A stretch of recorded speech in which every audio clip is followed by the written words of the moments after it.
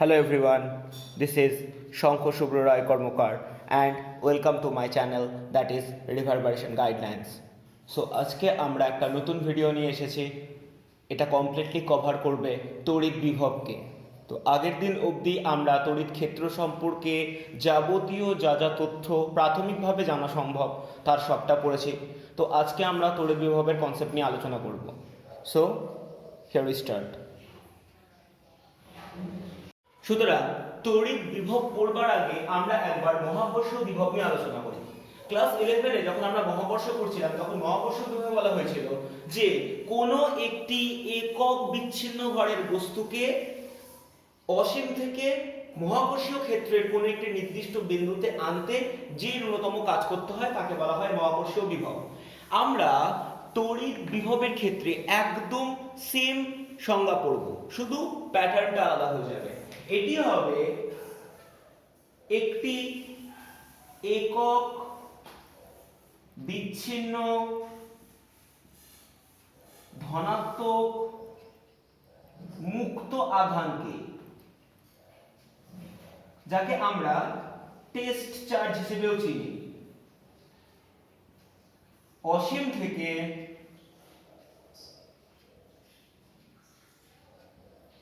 তড়িৎ ক্ষেত্রের নির্দিষ্ট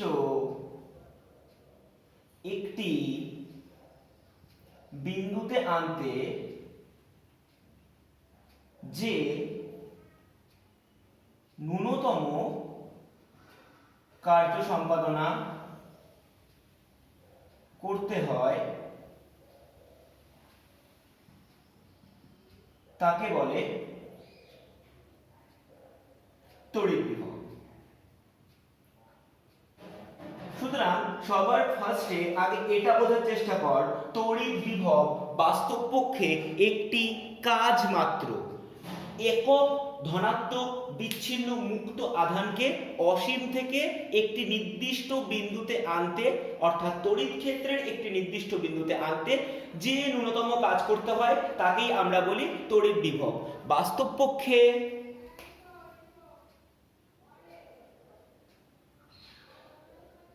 তড়িৎ বিভব আমরা লিখতে পারি কার্য বাই আধান, অর্থাৎ এই রকম জাতীয় সংজ্ঞা থেকে আমরা লিখতে পারি বিভব ভি সমান সমান কার্য মানে ডাব্লিউ এবং আধান মানে কিউ। অর্থাৎ এখান থেকে আমি পাবো ডাব্লিউ সমান সমান ভি ইনটু কিউ। ক্লিয়ার আমার কথা? এখন দেখ, যদি আমরা বিভবের মাত্রা বার করতে চাই তাহলে কি হবে? বিভব সমান সমান আমি কি বললাম? কার্য বাই আধান। এখন কার্য কথার মানে হচ্ছে বল ইনটু সরণ, আর আধান মানে তো আধান। এখন বল কথার মানে কি? বল কথার মানে M L T to the পাওয়ার -2, আর সরণ মানে অবশ্যই এল, আর আধান কথার মানে আই টি। তাহলে যদি আমরা মাত্রা বিয়োজন করি তাহলে আলটিমেটলি পাবো M L square T to the power -3 I to the power -1, যা কিনা বিভবের মাত্রা। আবার অন্যদিকে যদি আমরা বিভবের একক জানতে চাই তাহলে আমরা কি করব? বেসিক্যালি দেখ, বিভব মানে আমি বারবার বলছি কার্য বাই আধান। তাহলে কার্য কথার মানে হচ্ছে এসআই ইউনিট জুল, যদি আমরা এসআই ইউনিট ভাবি, আর আধান কথার মানে হচ্ছে কুলম্ব, তার মানে জুল পার কুলম্ব, অর্থাৎ যেটাকে আমরা লিখব জে ডিভাইডেড বাই সি। এই জুল পার কুলম্বের একটা পোশাকি নাম আছে যার নাম হচ্ছে ভোল্ট। অর্থাৎ মনে করে দেখ, তোরা ক্লাস 10-এ কিছু কিছু টপিক করেছিলি যেখানে আমরা বিভবকে একক ডিরেক্টলি ভোল্ট লিখেছিলাম। ক্লিয়ার? এখন যদি ভোল্টকে সংজ্ঞায়িত করিস তাহলে আমরা কি পাবো? দেখ, আমি আগে ম্যাথমেটিক্যাল এক্সপ্রেশন দিয়ে বুঝিয়ে দিই। Volt equal to joule per coulomb ছিল। এবার ধরে নে কোনোভাবে জুলটা বা কাজটাকে আমি 1 জুল হিসেবে কল্পনা করলাম আর আধানটাকে 1 কুলম্ব হিসেবে কল্পনা করলাম, তাহলে যে জিনিসটা তৈরি হবে সেটি হবে 1 ভোল্ট। অর্থাৎ ভেবে নে কোনো একটি তড়িৎ ক্ষেত্রে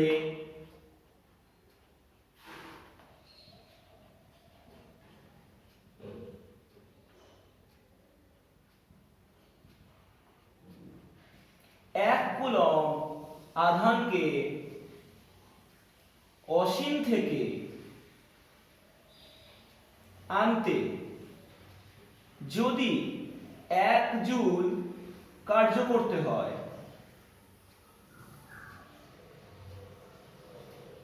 তাহলে তাকে বলে 1 ভোল্ট। ক্লিয়ার আমার কথা?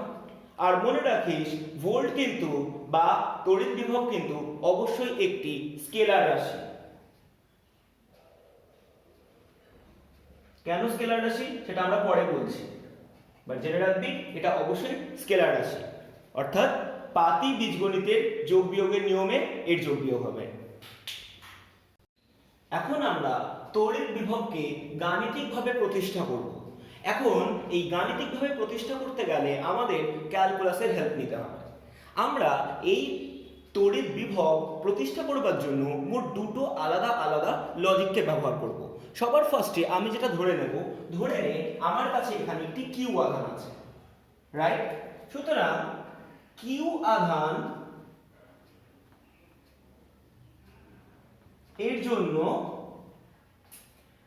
আর দূরত্বে তড়িৎ ক্ষেত্র কত হবে? মানে ধরে নিই আমি এখান থেকে আর দূরত্বে তড়িৎ ক্ষেত্র বার করছি, সেই তড়িৎ ক্ষেত্রের মান কত হবে? অবশ্যই আমরা জানি 1/4πε0 q r², এটা আমরা বারবার করে করেছিলাম।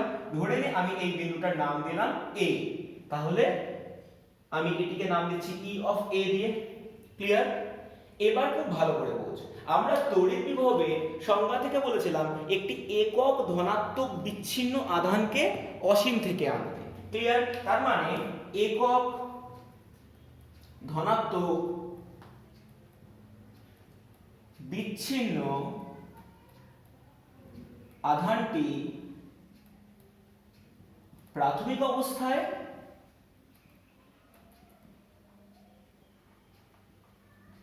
অসীমে ছিল। ক্লিয়ার?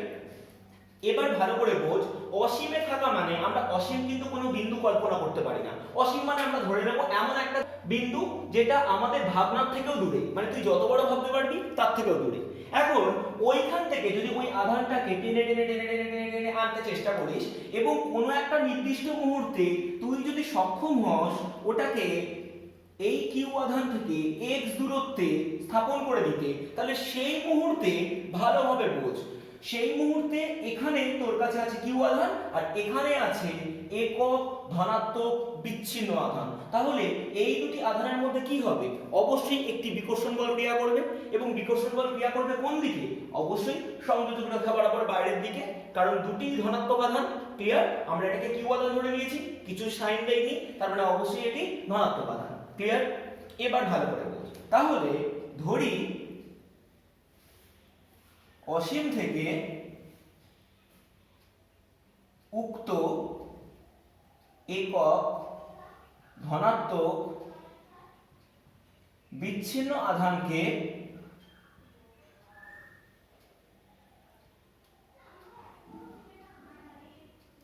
টানতে টানতে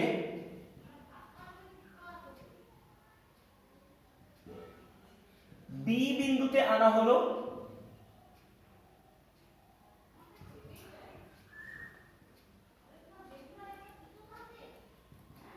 যা বাস্তব পক্ষে কিউ আধান থেকে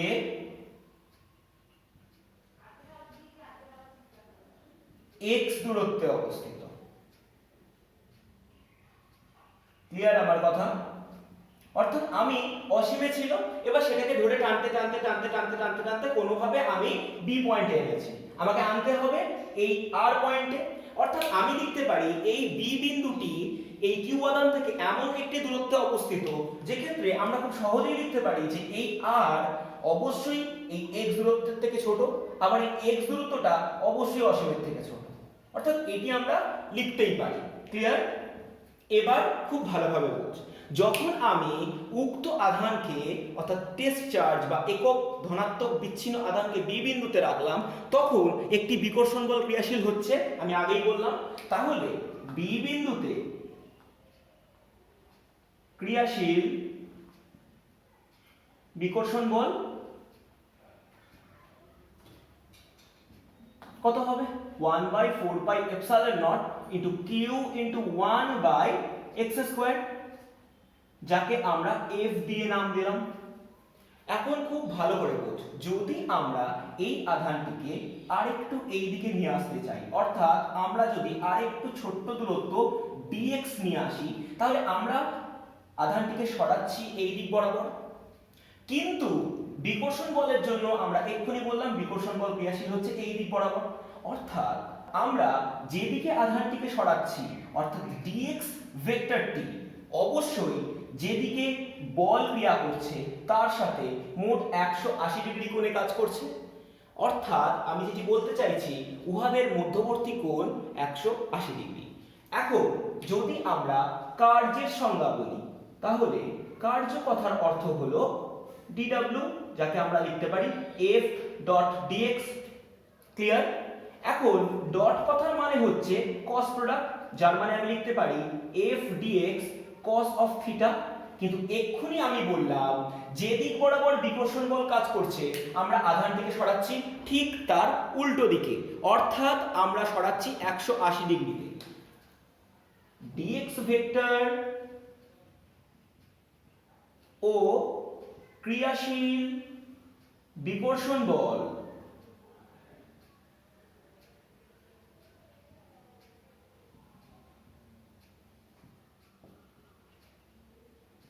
F পরস্পর 180 ডিগ্রি কোণে কাজ করে। ক্লিয়ার? তাহলে দেখ এবার কৃতকার্য হবে f of dx into cos 180 degree. এখন cos 180 ডিগ্রি কথার অর্থ হলো -1, যেটা আমরা ম্যাথমেটিক্স থেকে জানি। তাহলে আমাদের কাছে পুরো ডেটাটা হয়ে গেল dw equal to 1/4πε0 into q by x² into dx into -1, কারণ আমরা f এর মানটা ডিরেক্টলি এবার এখান থেকে বসিয়ে দিলাম।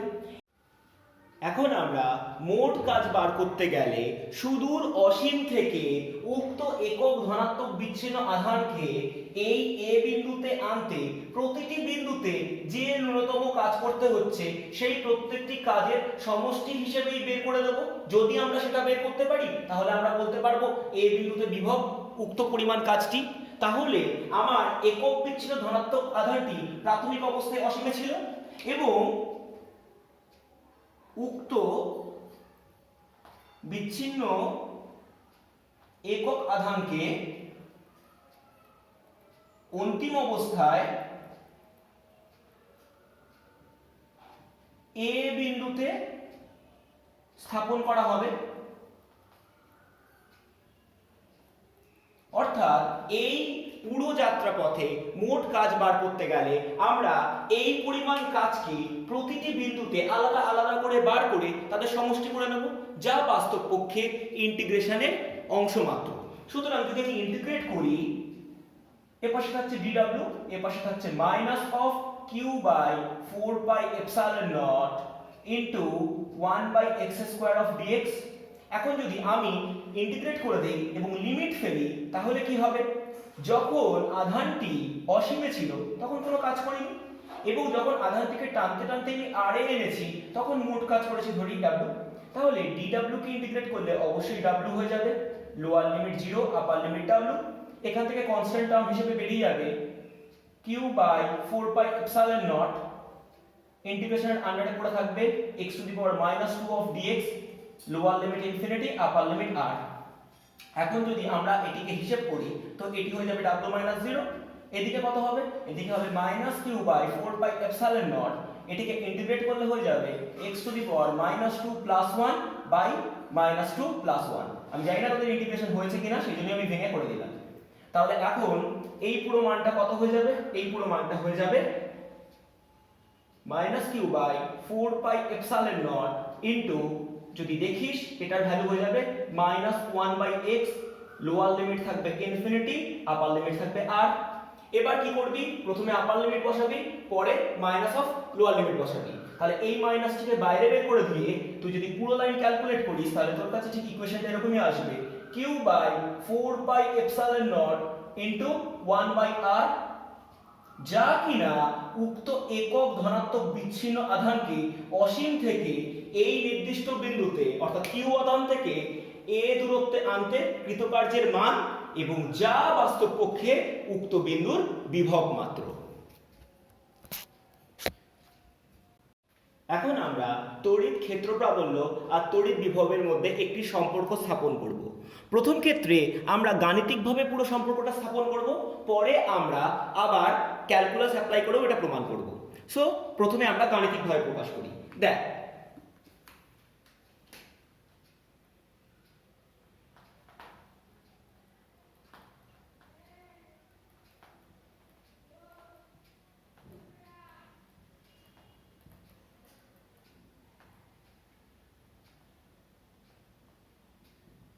ধরে নে আমার কাছে এখানে একটি কিউ আধান আছে।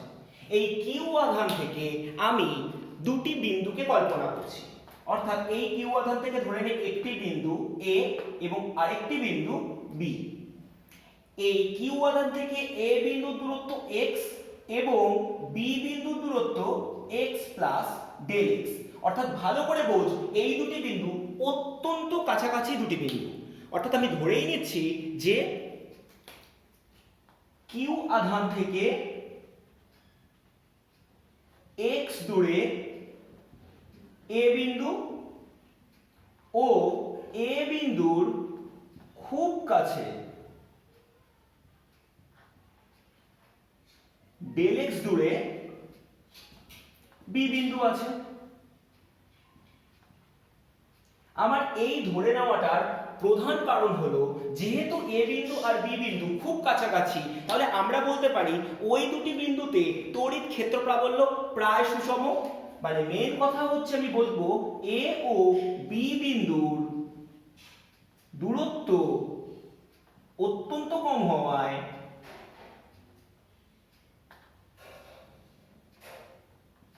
এ ও বি তে তড়িৎ ক্ষেত্র প্রাবল্য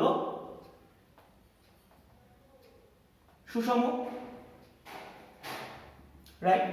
এবার ভালো করে ভাব, যদি সুষম হয় তাহলে তড়িৎ ক্ষেত্র প্রাবল্য অবশ্যই এই দিক বরাবর কাজ করছে। রাইট? এখন এ ও বি এর মাঝে দূরত্ব কত?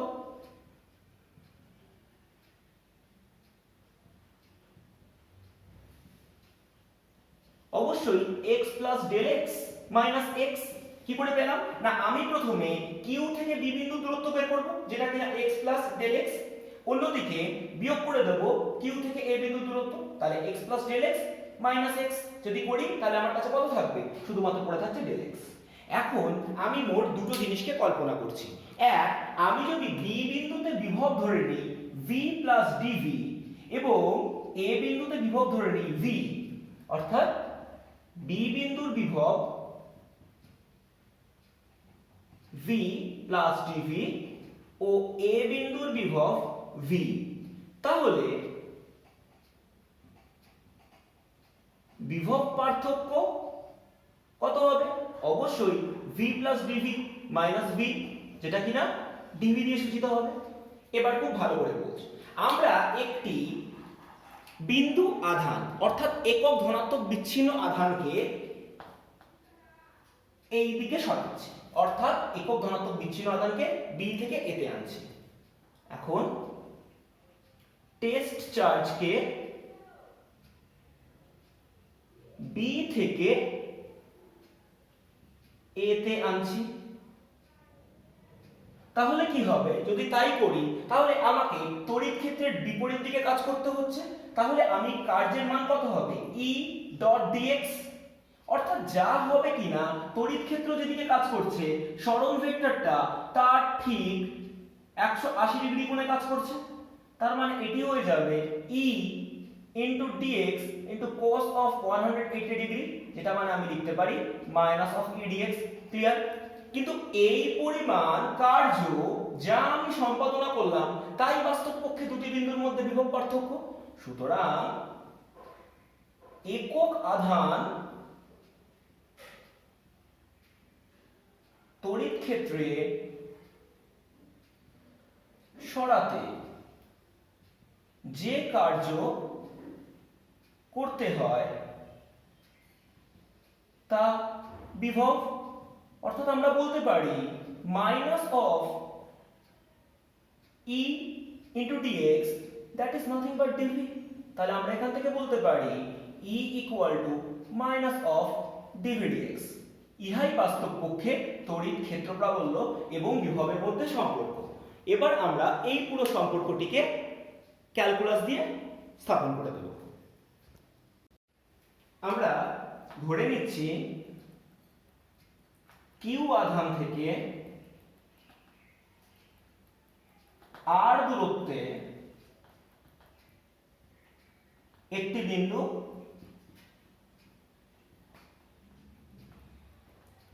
ফলে ওই বিন্দুতে তড়িৎ বিভব হবে V equal to 1/4 pi epsilon naught into q by r, যা আমরা একটু আগে প্রমাণ করেছি। এখন আমরা যদি এই বিভবকে দূরত্বের সাপেক্ষে ডেরিভেটিভ করে দিই তাহলে কি হবে? তাহলে আমরা এদিকে করছি dv dr, এদিকে হয়ে যাবে d of dr 1/4 pi epsilon naught into q by r। এখন ডেরিভেটিভ করলে কনস্ট্যান্ট পার্টস গুলো বাইরে বেরিয়ে আসে, তাহলে কনস্ট্যান্ট পার্ট গুলো q by 4 pi epsilon naught into d of dr r to the power -1, কারণ 1 by r মানে r to the power -1। তাহলে এখান থেকে কত থাকবে? q by 4 pi epsilon naught into -1, পাওয়ারটা বাইরে বেরিয়ে গেল এবং r এর পাওয়ার কত হয়ে গেল? -1 -1। তাহলে এটি কত হয়ে গেল? q by 4 pi epsilon naught into -1 into 1 by r square, যা কিনা dv dr এর সাথে সমান। এখন ভালো করে দেখ, এই -1টাকে যদি বাইরে লিখে ফেলিস তাহলে dv dr ইকুয়াল টু হচ্ছে -1 by 4 pi epsilon naught into q by r square। এবার তড়িৎ ক্ষেত্র প্রাবল্যের সংজ্ঞাটা মনে কর। তড়িৎ ক্ষেত্র প্রাবল্য হচ্ছে কোন একটি কিউ আধান থেকে r দূরত্বে তড়িৎ ক্ষেত্র প্রাবল্যের মান হয় 1/4 pi epsilon naught into q by r square। অর্থাৎ বেসিক্যালি তুই যেটা বের করেছিস ওটাই তড়িৎ ক্ষেত্র প্রাবল্য, কারণ আমরা জানি E equal to 1/4 pi epsilon naught into q by r square। Clear? তাহলে E equal to কত হবে? minus of dv dr। Clear? এখন তড়িৎ ক্ষেত্র এবং তড়িৎ বিভবের মধ্যে সাধারণ সম্পর্ক বার করতে গেলে ত্রিমাত্রিক ভেক্টর ডিফারেনশিয়াল অপারেটরের সাহায্যে আমরা এটিকে খুব সহজেই এক্সপ্রেস করতে পারি। ধরে নে তড়িৎ বিভব v, যা ত্রিমাত্রিক তলে ক্রিয়াশীল, এবং তড়িৎ ক্ষেত্র প্রাবল্যকে আমরা E দিয়ে সূচিত করছি।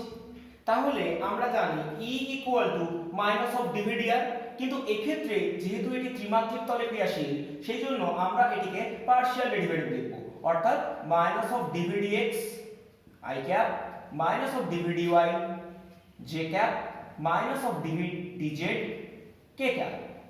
এবার একটি মাইনাস কমন নিয়ে নে, তাহলে পড়ে থাকবে dv dx i cap dv dy j cap dv dz k cap। Clear? ইহাই ডিফারেনশিয়াল অপারেটর বা পার্শিয়াল ডেরিভেটিভ। ক্লিয়ার? এখন একটি গাণিতিক উদাহরণ দিয়ে আমরা এই পার্শিয়াল ডেরিভেটিভ বা ডিফারেনশিয়াল অপারেটরের বিষয়টি বোঝার চেষ্টা করি। ধরে নে আমাদেরকে দেওয়া আছে তড়িৎ বিভব v equal to xy plus y square plus z square x। Volt. এখন তোকে বার করতে বলেছে 1 2 3 বিন্দুটিতে তড়িৎ ক্ষেত্র প্রাবল্য। ভালো করে বুঝ, 1 2 3 কথার মানে কি? আমাকে বার করতে বলেছে x = 1, y = 2 আর z = 3।